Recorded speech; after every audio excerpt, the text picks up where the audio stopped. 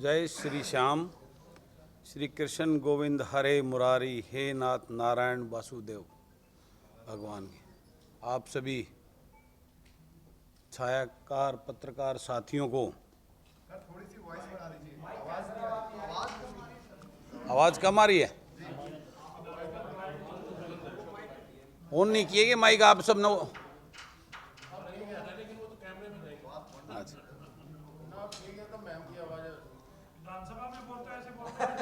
अच्छा, जय श्री कृष्ण भगवान की। श्री गोविंद कृष्ण गोविंद हरे मुरारी, हे नाथ नारायण वासुदेव। आज धर्म संस्थापक भगवान श्री कृष्ण जी की जन्माष्टमी के पावन अवसर पर आप सभी पत्रकार छायाकार साथियों तथा सभी प्रदेशवासियों को हार्दिक शुभकामनाएं और बधाई देता हूं। और आज इस पावन अवसर पर धर्म के संस्थापक माने जाने वाले धर्म के रक्षक भगवान श्री कृष्ण जी की इस जयंती, जिस प्रकार से द्वापर युग में अधर्म और अन्याय के खिलाफ भगवान श्री राम जी का जन्म हुआ था और उन्होंने उस अधर्म और अन्याय का नाश किया था, आज इसी प्रकार से इसी पावन अवसर पर भगवान श्री कृष्ण जी की जयंती पर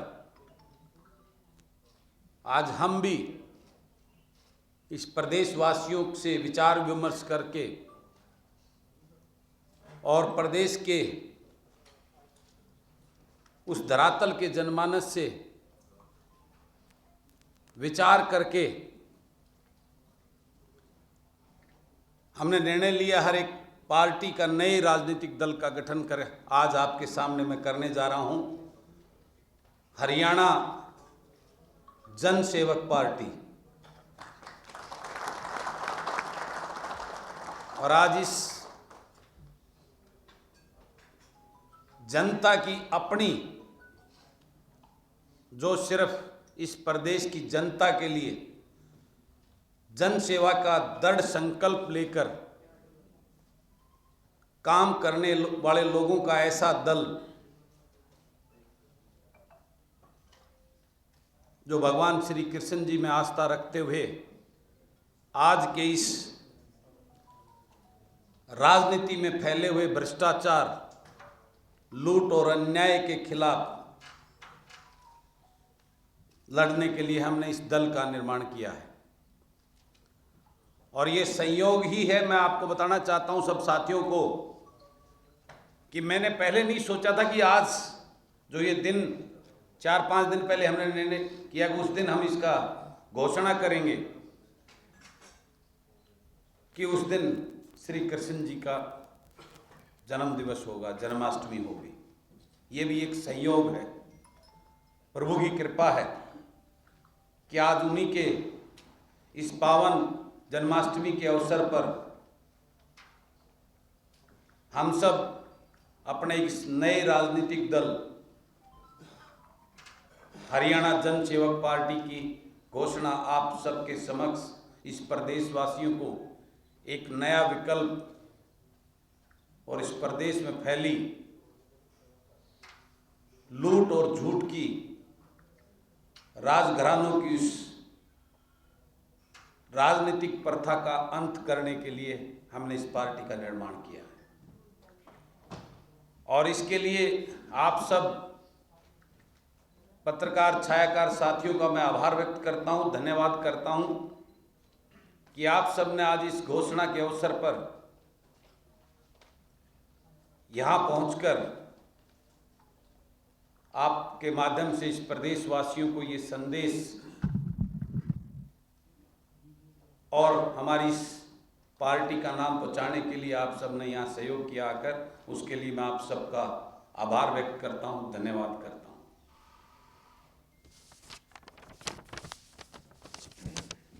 आज प्रदेश के लोग के जहन में एक सवाल भी होगा, इस पार्टी का निर्माण क्यों किया कुंडू साहब ने। तो मैंने 4 साल में मैंने यात्रा निकाली विधानसभा के अंदर इन राजनीतिक दलों का जो ये खेल करते हैं इस प्रदेश के लोगों के साथ, उनकी आंखों में धूल झोंकते हैं और अंदर खाते एक सेटिंग का ऐसा खेल जो सिर्फ वोट हासिल करने के लिए है। उस विधानसभा में मैंने देखा कि किस प्रकार से चिंता की जाती है इस प्रदेश के युवा की, इस प्रदेश के गरीब की, इस प्रदेश के किसान की, इस प्रदेश के कर्मचारी और व्यापारी की। वो बात देखकर, वो चीजें देखकर मुझे पीड़ा हुई, दुख हुआ कि मैं किस प्रकार ये राजनीतिक दल, ये राजघराने सिर्फ वोट लेने के लिए झूठे सपने इस प्रदेश के युवाओं को, इस प्रदेश के लोगों को दिखाते हैं, धरातल पे कुछ नहीं करते। उस विधानसभा लोकतंत्र के उस मंदिर कहा जाता है जो, उसमें किस प्रकार से शेरो शायरी करके और राजपाट राजा बनने की सोच के साथ ही इनकी कार्यशैली होती है। उस जनता के, उस गरीब के, जिसने वोट देकर इनको इस चंडीगढ़ में या दिल्ली में भेजते हैं, उनकी परवाह कोई नहीं करता। इस पीड़ा को लेकर आज प्रदेश का युवा का भविष्य अंधकार में है। आप सब ने देखा होगा कि मैंने एक सवाल किया था सरकार से इस हाउस में, प्रदेश के युवाओं का बेरोजगारी का डेटा मांगा था।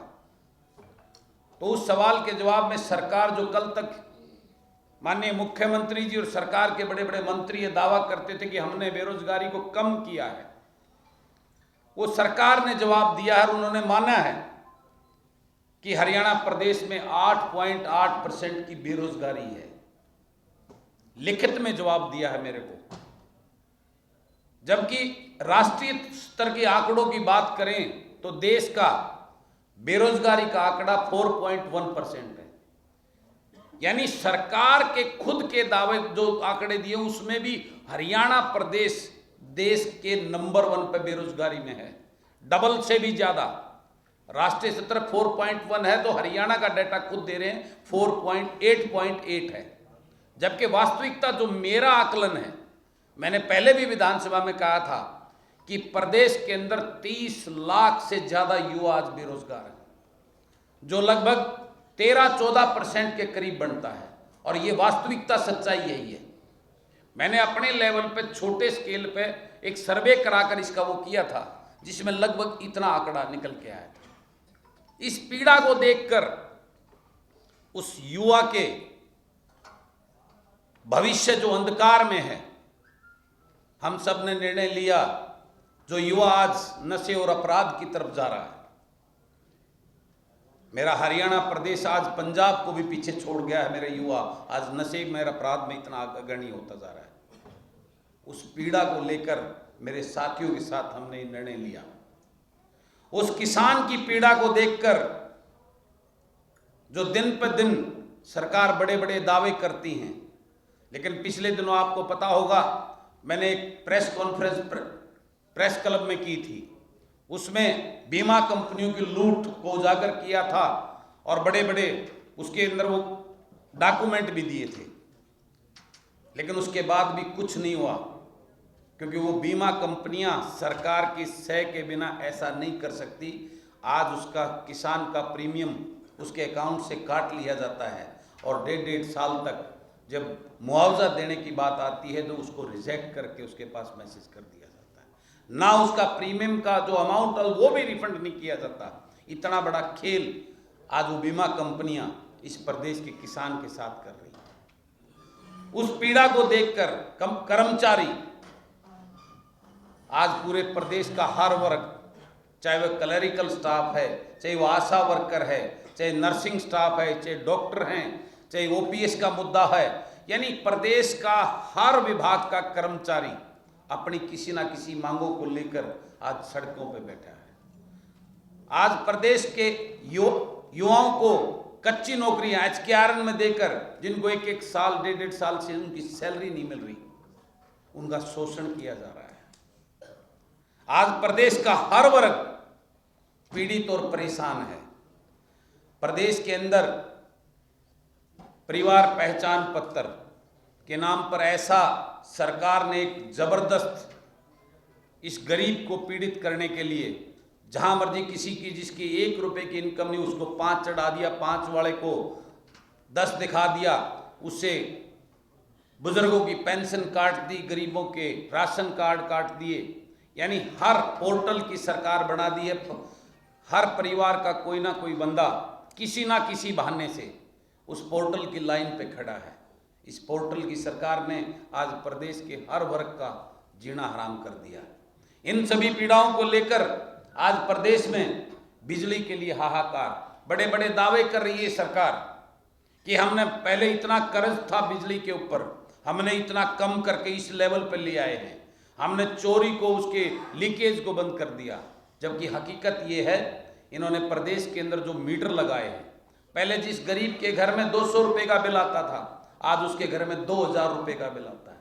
वो फास्ट चलने वाले मीटर लगाकर एक ऐसी ठगी इस प्रदेश के किसान और गरीब के साथ की जा रही है, और उसको अपनी काबिलियत बताकर कि हमने अपनी काबिलियत के आधार पर बिजली के खर्चे को, बिजली के नुकसान को कम किया।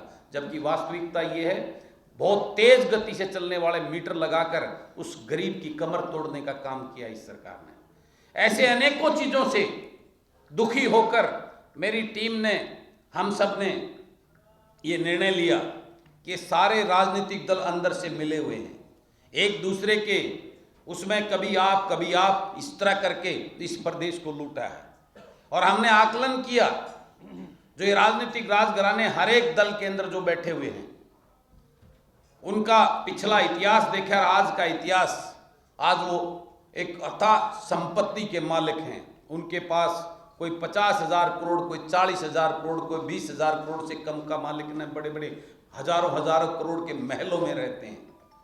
हमने आकलन किया कि इनका बिजनेस क्या है।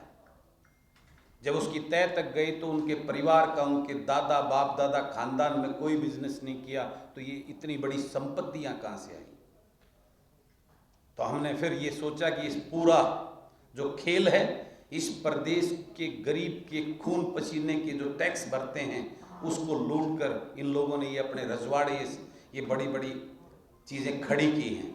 इस सब को रोकने के लिए जब तक उस आम जनमानस, किसान मजदूर गरीब के बेटा, ऐसा बुद्धिजीवी जो उस तकलीफ और दर्द को जानता हो, ऐसे लोगों का एक दल जब तक राजनीतिक रूप से सक्रिय नहीं होगा, और ये गुलामी की प्रथा, जो नेता अपने गुलामों को टिकट देकर विधानसभा और लोकसभा में जो सिर्फ उनके जयकारे लगाते हैं, इन सब चीज़ों से इस प्रदेश के लोगों का पीछा छुड़ाकर उनके अपने बेटे और भाई बहन बेटियां जब तक इस विधानसभा और लोकसभा में नहीं आएंगी, तब तक इस प्रदेश और देश का विकास नहीं हो सकता। इस प्रदेश के गरीब का, किसान का, युवाओं का भला नहीं हो सकता। इसी सोच को पर विचार करते हुए हमने हरियाणा जन सेवक पार्टी का निर्माण किया है, और एक जन सेवा के दृढ़ संकल्प को लेकर सपने लोगों के होंगे और प्रयास हमारा होगा उसको सच करने का। इस सोच के साथ इस राजनीतिक दल का गठन किया है। ये मेरा उसके बारे में। बाकी आने वाली 1 नवंबर को जींद में हम इसकी बड़ी रैली करके पार्टी के सभी पदाधिकारी, पूरी बॉडी का अनाउंसमेंट करेंगे और पार्टी का मैनिफेस्टो अनाउंस करेंगे। किस रोड मैप को लेकर, किस प्रकार की कार्यशैली को लेकर जनता के बीच में, जनता के लिए हम काम करेंगे, ये सारी चीज 1 नवंबर जींद के अंदर अपना निशान भी और झंडा भी और पूरी पार्टी की बॉडी कार्यकारिणी और मैनिफेस्टो की घोषणा आप सब साथियों के बीच में एक बड़ी रैली करके 1 नवंबर को करने का हमने निर्णय लिया। ये मेरा पूरा विवरण, उद्देश्य और किस सोच को लेकर हमने इस पार्टी का निर्माण किया है आप सबके समक्ष रखा है। आपका कोई सवाल, कोई क्वेश्चन हो तो आप कर सकते हैं। आप सबका बहुत बहुत धन्यवाद। जो आपने आकलन किया कि हमने सर्वे किया इन राजनेताओं का, राजनेताओं का, जी, ये किसकी बात है? मतलब ये तो इसमें जो ज़्यादा वाइड हो गया ना, ये तो आप स्पेसिफिक बताओ ना किसकी बात कर रहे हैं। ये सारे ही जो राजघराने, जिसका दादा परदादा जो 5-4 घराने हैं, इन्हीं के इर्द गिर्द इस प्रदेश की, आप सब जानते हैं, कई बार राजनीति में डायरेक्ट नाम लेके इनडायरेक्ट वे में भी उस बात को समझा जाता है। हाँ, उस बात को आप समझते हैं। जो देखिए, ये आप सब बहुत अच्छी तरह जानते हैं, आपको पता भी है। शायद आप लोगों की कुछ ये हो सकता है कि आप उन चीज़ों को उस वे में, जैसे मैं बोल रहा हूँ, आप बोल और लिख नहीं सकते, उसके लिए मजबूरियां भी होती हैं। मैं आप लिखेंगे, आप लिखिए, चौटाला परिवार के पास अतः संपत्ति कहां से आई, कौन से बिजनेस उनके हैं, ठीक है, कांग्रेस के नेता हैं, ये इनके पास कैसे संपत्तियां आई जो हजारों करोड़ के कोठियों में रहते हैं, चाहे उसमें बंसीलाल परिवार हो, चाहे भजनलाल परिवार जो आज भाजपा में आ गया है, चाहे हुड्डा फैमिली हो या और कोई फैमिली हो, इन सब का इतिहास लिख के देखिए कहां से आएगा। आप लिखने की हिम्मत रखिए, बोलने की हिम्मत मेरे अंदर है। लेकिन कई बार क्या होता है बंधुवर, बुलवाना नहीं, कई बार क्या होता है मैं बोल देता हूं लेकिन आप लिखते नहीं हो जो मैं बोलता हूं सारी चीजों को, हैं? चलो धन्यवाद आपका। मैं तो हर बारी बात रखता हूं।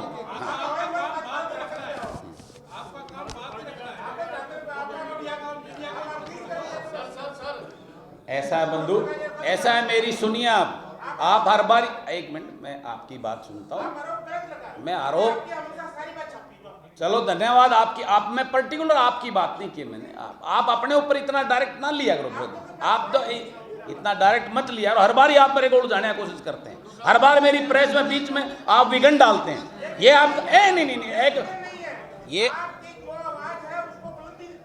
बुलंदी मेरे अंदर, मेरी आवाज में बहुत है। मैं सच का और ईमानदारी की राजनीति करता हूं।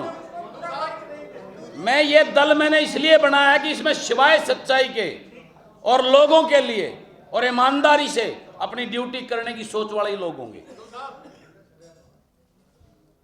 चुनाव का मौसम आने वाला है, 2024 है, पहले लोकसभा चुनाव होंगे, फिर विधानसभा चुनाव होंगे जी, हरियाणा जन सेवक पार्टी किसी के साथ भी गठबंधन नहीं करेगी। आपका कहने का तात्पर्य यही है कि कांग्रेस भी भ्रष्टाचारी है, इनेलो भी है, भारतीय जनता पार्टी में कुछ नेता हैं, आपने ये कहा, तो क्या कल को अगर गठबंधन करना पड़ता है तो आप किसी भी पार्टी के साथ नहीं जाएंगे? देखिए ऐसा है, आपने बोला है, मैंने बोला है कि राजनीतिक दलों के पार्टी कोई खराब नहीं होती, उसके नेता खराब होते हैं। ये मेरी भी पार्टी एक नाम बना है, कल को अगर इसमें भी गलत लोग होंगे, पार्टी नहीं, उस नेता खराब होते हैं। अगर अच्छी विचारधारा वाले कोई लोग हमारे साथ जुड़ना चाहेंगे तो निश्चित रूप से उस बारे में भी हम विचार करेंगे। हैं? कल को आपसे आप आएंगे अच्छे विचार, तो मैंने कहा ना, ऐसा कोई हमारी विचारधारा के अनुरूप कोई साथी हमें मिलता है और हमारे साथ जुड़ता है तो निश्चित रूप से हम उसके ऊपर विचार करेंगे। मेरी विचारधारा की परिभाषा मैंने बताई, ईमानदारी, जनता के लिए काम करना, जन सेवा की सोच के साथ करना, भ्रष्टाचार मुक्त हरियाणा प्रदेश करना, बेरोजगारी को जड़ से खत्म करना, प्रदेश को नशा मुक्त बनाना, प्रदेश के किसान, कर्मचारी, व्यापारी को खुशहाल करना, इस प्रदेश को जातिवाद से मुक्त करके इस प्रदेश को प्यार प्रेम भाईचारे का वो हरियाणा बनाना जिसका जिक्र सदियों से होता है। तो इस वक्त हरियाणा विधानसभा में भाजपा और हलूपा, जेजेपी और कांग्रेस के एमएलए हैं और इन लोग में एमएलए हैं। इन सबको तो आपने कहा कि मैंने विधानसभा टोटल देख ली, घराने हैं, पैसा है। बिल्कुल, इसमें कोई दो राय नहीं। पहले आज से 9 साल पहले मैं बताता हूँ, 9 साल पहले प्रदेश के लोग वही बताता हूँ। कंप्लीट नहीं हुआ, पहले सवाल पहले हो सकता है जवाब और अच्छा बने। इस विधानसभा के बारे में आपने तो भी 4 साल से देख लिया और उसकी जिक्र कर दिया कि हमने सारे लोग देख लिए, शेर शायरी फलाना ये वो करते हैं। तो जो इन 4-5 जो पार्टियां मैंने बताई है, इनके अलावा कोई और पार्टी की विचारधारा के साथ मेल खाने वाले के साथ आप कर सकते हैं, इनके साथ भी कर सकते हैं। आज मुख्य रूप से बात करें तो 3 दल हरियाणा विधानसभा में बैठे हुए हैं। एक तो भाजपा और जजपा जो ठगबंधन है, जो इस प्रदेश को लूटने पे लगा हुआ है, और दूसरा उसके सामने कांग्रेस बैठी है। बाकी तो सारे इंडिपेंडेंट ही समझो, एक एक दो तो जो भी आए हुए। तो मैं आपसे ये बात कहना चाहता हूँ, ना मेरा जो एक वो इंडिपेंडेंट ही एक उदाय, मैं आपसे इस बात को कहता हूँ, ना हमारा जो गठबंधन वो कांग्रेस से होगा, ना भाजपा से होगा और ना जजपा से होगा। उसके अलावा कोई अच्छी सोच, अच्छी विचारधारा और ईमानदार सोच के कोई साथी कोई मिलेंगे तो हम उस पर विचार करेंगे निश्चित रूप से। आपका जो एक करेंगे तो ये आप 90 सीटों पे ही लड़ने का है कि आधा या कोई खास इलाका? बहुत आपने अच्छा सवाल किया है। देखिए, मैंने पहले भी इसके थोड़े बहुत हिंट आप सब साथियों को दिए थे। मेरा ये दल बनाने का उद्देश्य ये है कि राजनीति को स्वच्छ करना। उसके लिए मुझे अगर 2 लोग अच्छे मिलेंगे, ईमानदार सोच के जन सेवा की भावना के मिलेंगे तो 2 पे लड़ूंगा, और अगर 10 मिलेंगे तो 10 लड़ूंगा, 20 मिलेंगे तो 20 पे लड़ूंगा, और 50 मिलेंगे तो 50 पे मिलूंगा, और 90 मिलेंगे तो 90 पे लड़ूंगा। मैं ऐसे बंदर बांट करके टिकट नहीं बांटेंगे हम इस पार्टी की। कोई भी आया, जैसा मर्जी आया और उसको टिकट दे दी। हम उस व्यक्ति का पूर्ण रूप से उसका सर्वे कराकर, ये मैं माइक के सामने क्या बोलूंगा, वैसे मेरा जवाब क्या होगा आप जानते हैं, लेकिन ये सच्चाई आगे आपके सामने। तो मैं सर्वे करूंगा, जनता जिसको जनता चाहेगी कि ये हमारा प्रतिनिधि हो, उसको हम आगे लेके आएंगे, जो पढ़ा लिखा, ईमानदार और निष्ठावान हो। लोकसभा पे भी अभी विचार करेंगे, लेकिन अभी हमारा ज्यादा टारगेट है नहीं, क्योंकि अभी लोकसभा के अंदर कम समय बचा हुआ है। उस लेवल की तैयारी क्या होती है क्या नहीं, लेकिन मैं अभी उस बात से मना भी नहीं कर रहा कि मैं नहीं लड़ूंगा। पार्टी की पूर्ण रूप से औपचारिकता हो गई है। हमारे को कल ही इसका रजिस्ट्रेशन मिल गया, उसके बाद ही मैं आप सबके सामने आया हूं। अदरवाइज तो आप में से ही कोई साथी मुझे सवाल कर देता कि पार्टी बनी नहीं, आप कैसे घोषणा कर रहे हो। क्योंकि मैं कम से कम मीडिया का जो स्तंभ है, बहुत मजबूत स्तंभ है, उसका सम्मान करता हूं, उससे डरता भी हूं। मेरा विश्वास इस स्तंभ, जिसको शायद कुछ आज के दलों ने कमजोर समझ रखा है या उसको दबाने के, लेकिन मेरी आस्था और विश्वास इस कलम की पावर में, चाहे वो छायाकार, चाहे पत्रकार हो, उन सब में मेरा आस्था और विश्वास है। और मैं ये मानता हूं, जिस दिन ये ताकत कमजोर पड़ गई, उस दिन शायद लोकतंत्र नहीं बचेगा। आपने इसका टेक्निकल पता कर लिया, क्योंकि कोई निर्दलीय विधायक कोई पार्टी ज्वाइन नहीं कर सकता, विधायक रहते हुए कोई पार्टी नहीं बदल सकती। मैंने कब कहा है मैं इसके साथ खड़ा हूं, भी कब कहा है कि मैं जो है इसका जो है वो राष्ट्रीय अध्यक्ष बन के आपके सामने आ गया। इन बातों को तो मैं भी जानता हूं ना। मैं इस विचारधारा के साथ हूं, और इस विचारधारा की बॉडी आपको जो है ना 1 नवंबर को देंगे कौन होगी। ये इससे पहले हरियाणा में हबीबा, हजका, जनचेतना पार्टी, अनेकों पार्टियां बनी और पता नहीं आज कहाँ है, गायब होगी। किसी पार्टी ने अपनी पार्टी को मर्ज कर दिया, कोई पार्टी कहीं चली गई। आपकी तरह ही बड़े बड़े मतलब एजेंडे के साथ मैदान में आए थे। हरियाणा जनसेवक पार्टी अपना आपने बताया कि आपके एजेंडे ये है, इस तरीके से आप लोगों को जोड़ेंगे। कामयाबी के लिए आपको लगता है कि केवल आपकी इस तरह की जो तैयारी, इससे आप कामयाब हो जाएंगे, जो आपका उद्देश्य है उसमें? बिल्कुल, आपका जो सवाल है वो बहुत ही एक गंभीर सवाल है, एक गंभीर आपका सवाल है, जिसकी वजह से आज लोगों का इन राजनीतिक दलों पर से, उन नेताओं के ऊपर से विश्वास उठ गया है। और जिन पार्टियों की आप बात कर रहे हो, वैसे तो पार्टियां आपको हरियाणा प्रदेश में भी अनेकों, पता नहीं कोई भी बना सकता है, लोकतंत्र के अंदर सबको अधिकार है।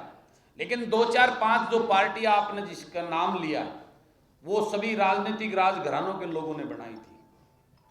और वो इसलिए बनाई थी कि वो उससे पूर्व में अपनी पार्टियों के मुखिया रहे, एक छत्रा उनका राज रहा है, वो राजा थे।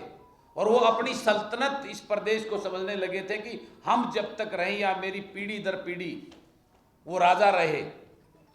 और जब उससे उनको उतार दिया गया तो उन्होंने नए दल बनाकर अपनी को आगे बढ़ाने का प्रयास किया। वो राजा बनने की सोच लेकर आए थे। मैं राजा बनने की सोच लेकर नहीं आया, इस प्रदेश के लोगों का भला करने की सोच लेकर आया। मेरा उद्देश्य यह नहीं है कि मैं इस प्रदेश का मुख्यमंत्री बनूं। मेरा उद्देश्य है कि मेरे इस प्रदेश का युवा खुशहाल कैसे हो। आज मेरे इस प्रदेश के युवा का भविष्य अंधकार में है। आज ये प्रदेश बेरोजगारी में नंबर 1 हो गया है। आज मेरा प्रदेश हिंदुस्तान का सबसे असुरक्षित प्रदेश हो गया है। ये आंकड़ा है जो गवर्नमेंट खुद दर्शाती है। मैं उस पीड़ा को लेकर लोगों को जगाने के लिए, और ऐसे भ्रष्ट और लूट की सोच लेकर जो इनको बड़े बड़े सपने दिखाकर इनकी वोट को लूट जाते हैं, ऐसे नेताओं से सजग सावधान करने के लिए इस दल को बनाकर मैं इस प्रदेश की राजनीति करने आया। मैं मुख्यमंत्री बनने के लिए मैं इस प्रदेश को, किसान को खुशहाल करने के लिए, उसको आबाद करने के लिए, मैं इस प्रदेश के गरीब को उसका हक दिलाने के लिए। इतने साल हमारे देश को आजाद हुए होंगे, बाबा साहब ने संविधान बनाया था और उसमें बहुत सारी ऐसी सुविधाएं उस गरीब के लिए सुनिश्चित की थी ताकि वो गरीब, पिछड़ा, दलित आगे बढ़ सके।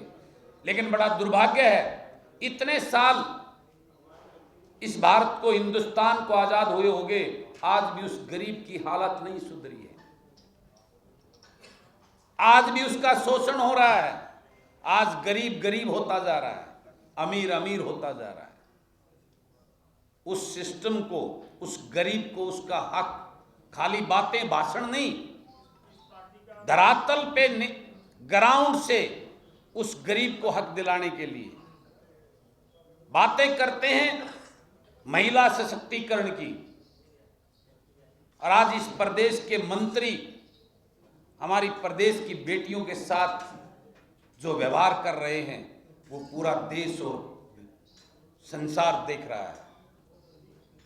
उसको धरातल पर सच्चाई के साथ उस महिलाओं को, बहनों को, उनका हक और सशक्तिकरण, उसको मजबूत करने की सोच लेकर मैंने ये दल बनाया। इस प्रदेश को जातिवाद के नाम पर नहीं, धर्म के नाम पर नहीं, इस प्रदेश को विकास के नाम पर, भाईचारे के नाम पर आगे बढ़ाने की सोच लेकर मैंने इस दल को बनाया। क्या कार्यक्रम रहने वाले हैं आपकी पार्टी के, क्योंकि अभी 1 नवंबर का तो आपने ऐलान किया, उससे अभी 1 नवंबर की तैयारी करेंगे हम। और 1 नवंबर को, आज का ये कार्यक्रम भी आपको आज ही मैं निमंत्रण देता हूं 1 नवंबर का। और 1 नवंबर को हम आपको दिखाएंगे कि पार्टी का आगाज क्या है। आज मैं बीच में बोल रहा था भाई साहब, 9 साल पहले इस प्रदेश के लोगों ने कांग्रेस की सरकार से परेशान, पीड़ित और दुखी होकर एक नए विकल्प के रूप में इस भाजपा को चुना था। बड़े बड़े सपने दिखाए थे भाजपा पार्टी के नेताओं ने, और जो भाजपा इस प्रदेश में कहीं नहीं थी, इन लोगों ने उसमें आकर इस प्रदेश के लोगों ने उसी भाजपा को पूर्ण बहुमत देकर हरियाणा प्रदेश की सरकार की चाबी सौंपी थी। लेकिन उसके बाद अभी 9 साल हो गए। मैं ये कहने में मुझे कोई गुरेज नहीं कि आज इस प्रदेश की भाजपा सरकार ने उस कांग्रेस को ही अच्छा कहलवा दिया। ये मैं स्टेज से बोलते हुए मुझे कोई इस बात में वो नहीं है। इन्होंने सारी सीमाएं, आज प्रदेश भ्रष्टाचार में नंबर 1 है, आज प्रदेश बेरोजगारी में नंबर 1 है, आज प्रदेश अपराध में नंबर 1 है, आज प्रदेश महिलाओं के साथ हो रहे दुर्व्यवहार, महिलाओं के साथ हो रहे अपराधों में नंबर 1 पे है। आज प्रदेश का केंद्र बसिंदा हर लोग, एक प्रदेश का मुख्यमंत्री ये कहता है कि हम सबको सुरक्षा नहीं दे सकते, इससे बड़ा दुर्भाग्य क्या होगा। एक प्रदेश का मुख्यमंत्री शिक्षक दिवस पर इस प्रदेश को सौगात देता है जेलों की, इससे बड़ा दुर्भाग्य नहीं हो सकता। कल शिक्षक दिवस था। शिक्षक दिवस पे माननीय मुख्यमंत्री मनोहर लाल जी इस प्रदेश के युवाओं को कोई यूनिवर्सिटी देते, कोई इनको रोजगार देते, नए शिक्षकों की जो कमी है स्कूलों में कॉलेजेस में उनकी भर्ती करते, तो शायद वो तोहफा इस प्रदेश को आगे बढ़ाने का होता है। लेकिन क्या दिया, ये इनकी सोच को दर्शाता है। जेलें दी हैं इस प्रदेश को माननीय मुख्यमंत्री जी ने शिक्षक दिवस के अवसर पर। ये सोचने की बात है कि इनकी मानसिकता और सोच कैसी है। तो आज 1 नवंबर को आज दोबारा से वही नेता हैं, वही पार्टी है, भाजपा से परेशान और पीड़ित होकर आज दोबारा से उसी दल की तरफ जिसको 9 साल पहले सत्ता से बाहर करने का काम किया था इस प्रदेश के लोगों ने, उसकी तरफ देखने लगे, उसकी चर्चा करने लगे। उसकी वजह है उससे कोई खुशबू नहीं आ रही उस कांग्रेस पार्टी से या उसके नेताओं से। लेकिन आज लोगों को ये लगता है कि भाजपा को हरा सकती है तो कांग्रेस हरा सकती है। आज उनको विचलित हैं, उनको कोई नजर नहीं आ रहा कि किसके साथ जुड़कर हम 1 नवंबर को इस प्रदेश की जनता को एक नया विकल्प देंगे और इस प्रदेश को आगे बढ़ाने के लिए हम दिल से और आत्मा से एक कठोर परिश्रम कर इस प्रदेश को बचाने के लिए हरियाणा जन सेवक पार्टी का हर साथी, हर कार्यकर्ता जमीन पर काम करेगा और लोगों को जगाने का काम करेगा। आपने कहा कि 9 साल से ये जो भाजपा है ये उसके अंदर आई है, सत्ता के अंदर आई है, इसने भ्रष्टाचार में मचाया है, लूट की है। 5 साल तो आप भी हिस्सा रहे इस पार्टी का, 5 साल आप इसमें पार्टी में रहे, 2019 के बाद ही तो आप अलग हुए ना। जो आपने मुझसे सवाल किया वो धरातल में बैठे सारे यही लोग सोचते थे, तभी तो दोबारा गलती कर दी नजदीक लाने की। जब इस विधानसभा में आकर मैंने आपको ये बोला, इस विधानसभा में आकर जो इनका खेल देखा, आप एक बात क्यों भूलते हैं कि मैंने जब ये सरकार बनी समर्थन भी दिया था इनको, लेकिन मात्र 2 महीने के अंदर ही कि जो चीज़ लेके मैंने कहा, मैंने भ्रष्टाचार बताया कि ये भ्रष्टाचार हो रहा है और उस पर जो रवैया देखा माननीय मुख्यमंत्री जी का, तो मैंने खड़ा होकर विधानसभा में इस लुटेरी सरकार से समर्थन भी तो वापस लिया था। भाईजान, उस बात को क्यों भूल रहे हैं आप? शायद इतिहास में पहला ऐसा वो केस होगा जो सरकार नई बनी है। अगर मैं भी चाहता तो 5 साल मलाई लूट लेता, गोपाल कांडा की तरह प्लॉटिंग करता, हाउसिंग बनाता, हजारों करोड़ रुपए कमा लेता। लेकिन मेरी सोच और इरादे जनता की सेवा करने के उससे आया हूँ।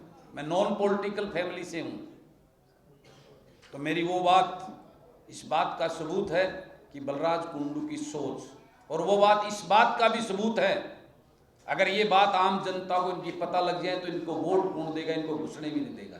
इस सच्चाई का पता इस विधानसभा में आने के लगता है। जो मुझे लगा तो 2-2.5 महीने के अंदर ही उस लूट और झूठ की सरकार से मैंने अपना किनारा करके अपनी आवाज़ को उन लोगों के लिए, जो उनके हक थे उसके लिए उठाना शुरू किया।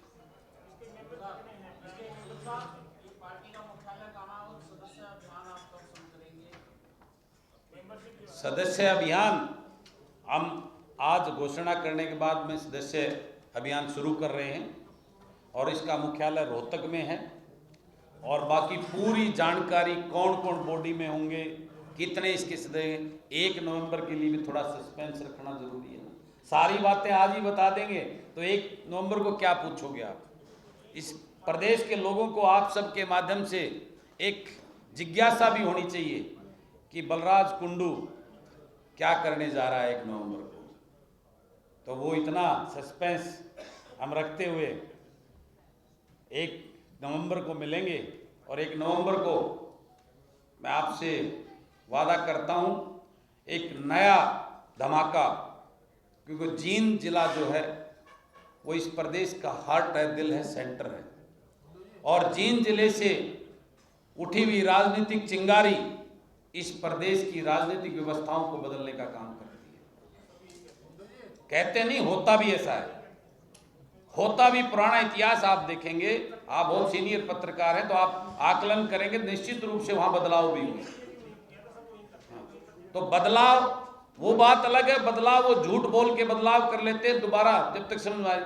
लेकिन अब की बार इस विश्वास को हम बरकरार करेंगे इस प्रदेश की जनता का। जो पंजीकरण हुआ है वो किसके नाम पे, कौन है जो प्रधान बना है, वो कागज में दिया हुआ है। वो सब आपको दे दूंगा मैं, उसकी कॉपी दे देंगे आप। आपने जो पार्टी संगठन बनाया है, ऐसे ही स्टेट में काम करोगे, स्टेट से बाहर भी जाओगे, मतलब जनसेवा। अभी सिर्फ स्टेट के लिए काम करेंगे जी। पहले अपने घर को खुशहाल करेंगे, उसके बाद पड़ोसी को देखेंगे। लोकसभा तो आप मना ही कर रहे हो, फिर विधानसभा के लिए संगठन। मैंने शायद इकट्ठे ही हो जाए इस बात का, तो आज तो कुछ कह नहीं सकते, लेकिन हमारी तैयारी पूरी के साथ हम काम करेंगे। लेकिन फिलहाल सिर्फ और सिर्फ हरियाणा में जो अपना घर है उसको, जो सिस्टम बिगड़ा हुआ है उसके लिए काम करेंगे। और क्या क्या बिगड़ रहा है सिस्टम, थोड़ा और बता दो। वो 1 तारीख को बताएंगे, बाकी चीजें थोड़ा सस्पेंस रहने दो। तो आप सब साथियों जी, लंबे समय से चर्चा थी कि आप पार्टी बनाएंगे जी और कंफर्म भी लग रहा जी। इस बीच किसी पार्टी ने या दूसरी पार्टी के बड़े नेताओं ने आपसे अप्रोच किया कि आप रहने दो, आप हमारे साथ आ जाओ, आपको ये दे देंगे, वो दे देंगे, ये पद दे देंगे, क्या ऐसा कुछ हुआ? उसका एक बहुत छोटा सटीक जवाब मैं देता हूं। हरियाणा प्रदेश की ऐसी कोई पार्टी नहीं जिससे मेरे जिसके नेताओं ने मुझसे संपर्क न किया। क्या ऑफर मिला? भाई इतना ही बहुत है, थोड़ा सा ज्यादा भी। मैंने कहा ना, बहुत ऑफर मिले ना, चीफ मिनिस्टर का नहीं मिला। शायद मिल जाता तो मनोहर लाल जी दे देते, तो मैं क्या पता, मेरा भी ईमान थोड़ा रहेगा, लेकिन मैं उसको दुरुस्त कर देता अगर मुझे मिलता तो, ये पक्की बात थी। मेरा सोच मैंने अभी आपको बताई है, मैं मुख्यमंत्री की सोच लेकर इस राजनीति में नहीं आया। मैं इस प्रदेश की खुशहाली के लिए इस राजनीति में नहीं, चीफ मिनिस्टर कोई और बहुत अच्छे पढ़े लिखे विद्वान, और हमारे को बहुत, इस हरियाणा प्रदेश में कमी नहीं है लोगों की। ये शायद आप मीडिया, ये राजनीतिक घरों को देख रहे हैं, आज हर गली में, हर गांव में, हर शहर में बहुत पढ़े लिखे बुद्धिजीवी, अच्छी सोच के इंसान हैं, किसी को भी बना लेंगे। हरियाणा जनसेवक पार्टी अगर पूर्ण बहुमत में आती है तो बलराज कुंडू मुख्यमंत्री नहीं बनेंगे, ये कह रहे हैं। वो पार्टी डिसीजन करेगी। पार्टी के लोग, उसमें जो सबसे श्रेष्ठ अच्छा हो, जो सबसे श्रेष्ठ और अच्छा होगा उसको बनाएंगे। जो सबसे श्रेष्ठ और अच्छा होगा उसको बनाएंगे। आप हो सकता है तब तक आप हमें अच्छे लग जाए, हमारी पार्टी में पत्रकारिता छोड़ के आ जाए तो आपको भी बना देंगे।